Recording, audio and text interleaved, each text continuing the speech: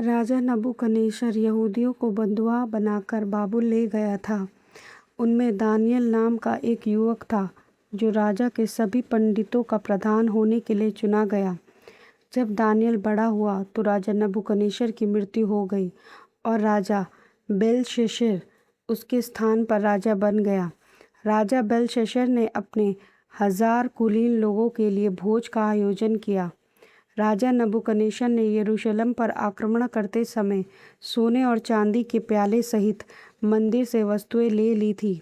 राजा Belshazzar चाहता था कि इन प्यालों का उपयोग दावत में उसके मेहमानों के लिए दाख मधु पीने के लिए किया जाए। इसीलिए राजा और उसके रईसों, उसकी पत्नियों और उसके हरम ने परमेश्वर के मंदिर से लाए गए प्यालों में दाखरस पिया।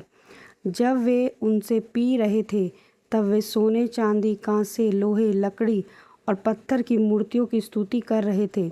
अचानक उन्होंने एक मनुष्य के हाथ को राजा के महल की दीवार पर दीवट के पास लिखते हुए देखा।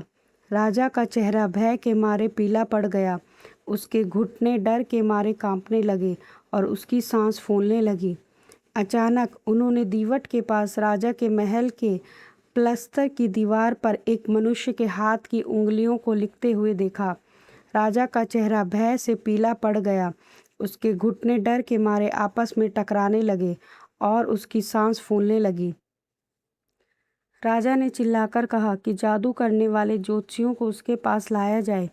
जो कोई इस लेख को पढ़ेगा और मुझे बताएगा कि इसका क्या मतलब है, उसे राजसी सम्मान के बैंगनी वस्त्र पहनाए जाएंगे और उसके गले में सोने की जंजीर डाली जाएगी।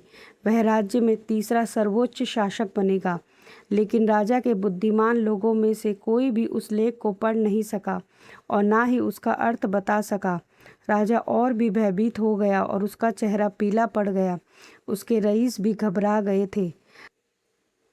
रानी माँ ने सुना कि क्या हो रहा है और वह भोज भवन में चली गई। उसने कहा, एक आदमी है जिसके पास दिव्य ज्ञान है।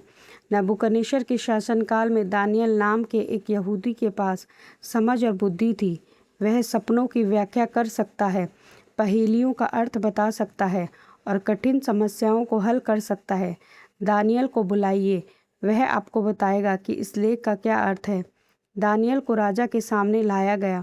राजा ने उससे कहा, मुझे बताया गया है कि आप व्याख्या कर सकते हैं और कठिन समस्याओं को हल कर सकते हैं। यदि तुम इन शब्दों को पढ़ सकते हो और मुझे उनका अर्थ बता सकते हो तो तुम्हें राजसी सम्मान के बैंगनी वस्त्र पहनाए जाएंगे, तुम्हारे गले में सोने की जंजीर डाली जाएगी और तुम राज्य में तीसरे सबसे बड़े शासक बनोगे। दानिय्येल ने उससे कहा, अपने तोहफे अपने पास रख। तू नबूकदनेस्सर की ही तरह घमंडी हो गया। तूने सोने, चांदी, कांसे, लोहे, लकड़ी और पत्थर के देवताओं की आराधना की और इन पात्रों में मदिरा पीकर स्वर्ग के परमेश्वर का अपमान किया है।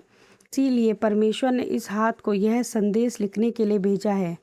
मने मने, तकेल, परासीन, इन शब्दों का अर्थ यह है। मने का अर्थ है गिना गया। परमेश्वर ने तेरे राज्य के दिनों को गिन लिया है और उसका अंत कर दिया है। तकेल का अर्थ है तोला गया। तू तराजू पर तोला गया और खरा नहीं उतरा। परासीन का अर्थ है विभाजित। तेरा राज्य बांटकर मादियों और फारसियों को दे दिया गया है। बेलशस्सर के आदेश पर दानिय्येल को बैंगनी वस्त्र पहनाए गए और उसके गले में सोने की जंजीर पहनाई गई। उसे राज्य में तीसरा सबसे बड़ा शासक घोषित किया गया।